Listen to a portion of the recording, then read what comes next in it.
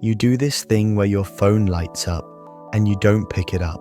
Sometimes you flip it face down, sometimes you put it on silent, not because you didn't hear it, but because right now, silence feels easier than conversation. You let calls ring out, even from people you like. You watch messages sit there, unopened, not because you're busy, but because you don't have the energy to be present. When plans get cancelled, you feel relief, and then almost immediately, guilt. You start wondering why being alone feels so good to you, and why enjoying it makes you question yourself. You tell yourself you should reply, you should call back, you should show up, but instead you stay quiet. And for the first time all day, your body relaxes, and you sit there thinking, what's wrong with me? Here's what no one ever says. This isn't you becoming distant. This isn't you pushing people away. This is you being tired of being available all the time. And once you understand that, liking being alone starts to make sense. After moments like that, something slowly becomes clear. You don't avoid people because you don't care. You avoid the version of yourself that has to stay on constantly. Modern life doesn't give clean endings to interaction. Work follows you home. Conversations don't end when you leave the room. Family gatherings turn into expectations. Friendships quietly demand consistency. Even when no one asks directly, there's an invisible pressure to respond. And that constant availability drains you in ways you don't notice right away. You notice it later, after a family dinner where nothing went wrong, but you felt heavy the moment you sat in your car. After a friend's gathering where you laughed and talked, but needed the entire next day to feel like yourself again. After a long workday filled with meetings and conversations, when the last thing you want at night is another voice. That's when the confusion starts, because you ask yourself, if I enjoyed it, why do I feel like this? The answer isn't enjoyment, it's emotional output. Some people lose energy loudly, others lose it quietly. You don't crash in the moment, you crash later. Your mind replays conversations, your body holds tension, your system stays alert even when everything was technically fine.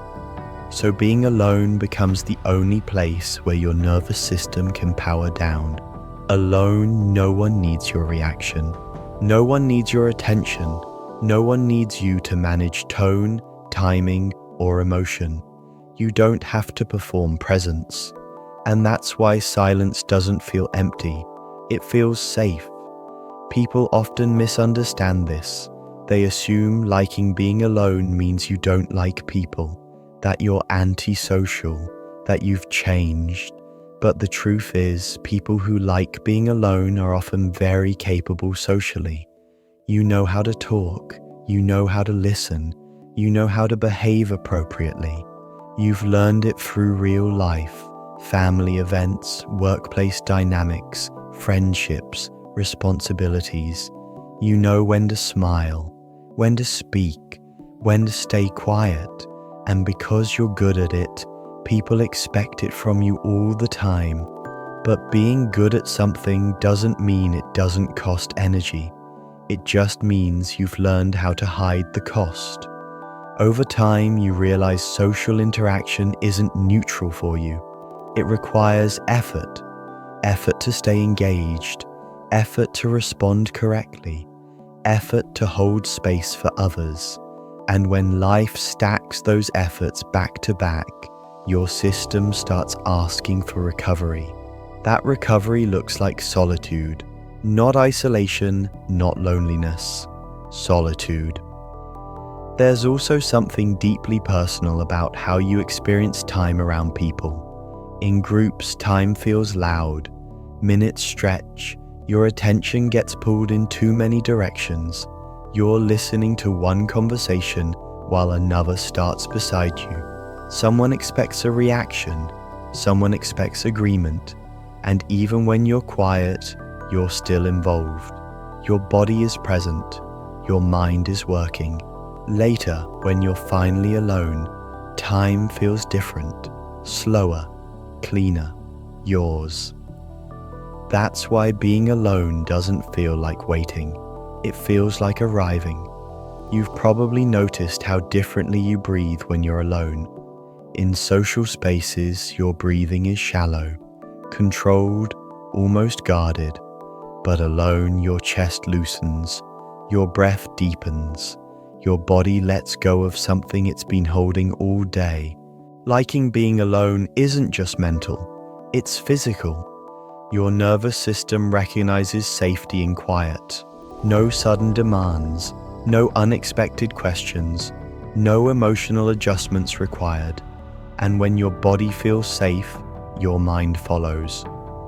This is why forcing yourself to be social when you're depleted never really works. You show up, you smile, but inside, you're empty, and the recovery takes longer every time. So gradually, you stop pushing yourself past your limits, not dramatically, not angrily, just honestly. You begin trusting what your body is telling you. That's why people sometimes misunderstand you. From the outside, it looks like withdrawal. From the inside, it feels like maturity. It feels like finally respecting your own signals instead of overriding them. And yes, sometimes this means disappointing people. Sometimes it means saying no. Sometimes it means replying late. Sometimes it means choosing rest over presence. That doesn't make you uncaring. It makes you sustainable because you've learned something important. When you ignore your need for space long enough, you don't become more social. You become disconnected. Disconnected from yourself. Disconnected from your emotions. Disconnected from what you actually want. So being alone isn't about escaping others. It's about staying connected to yourself long enough to show up honestly when you do choose people. That's the part most people miss. Solitude isn't the opposite of connection. Burnout is, and you've already been there. That's why you choose differently now. You protect your energy. You create space. You allow silence. Not because you've given up on people, but because you finally stopped giving up on yourself. You still want connection, just not the kind that drains you. You want conversations that don't feel like obligations. Relationships that don't require constant maintenance. Presence without pressure. And if that isn't available, you're okay being alone. Because being alone doesn't take anything from you. It gives you back. In a world that rewards constant availability, choosing solitude can look strange, but it isn't withdrawal. It's regulation. It's awareness. It's understanding that peace isn't found in being reachable all the time. It's found in knowing when to step away. So if you've ever felt relief when your phone stopped buzzing, if you've ever enjoyed silence and then judged yourself for it, if you've ever wondered why being alone feels better than explaining yourself, there's nothing wrong with you. You're not cold, you're not broken, you're not antisocial. You're someone who understands that energy is limited and that protecting it matters. Choosing to be alone isn't giving up on people. It's listening to yourself. And if this video felt uncomfortably familiar, if it sounded like thoughts you've never said out loud, you're not alone in this experience.